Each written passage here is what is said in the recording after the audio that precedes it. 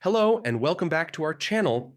Today, I'll show you how to collaborate on a GitHub repository quickly and easily. If you want to work seamlessly with others on your projects, this guide is perfect for you. First, open GitHub in your browser and log in with your username and password. If you don't have an account yet, sign up. It's quick and free. Once logged in, head to your dashboard and select the repository you want to collaborate on. Next, click on Settings at the top menu. Then find the Collaborators section. Here you can see who already has access and manage their permissions.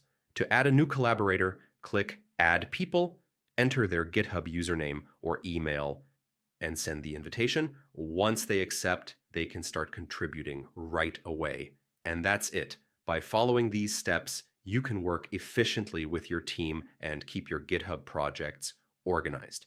Thanks for watching. Don't forget to like, subscribe, and stay tuned for more quick GitHub tutorials.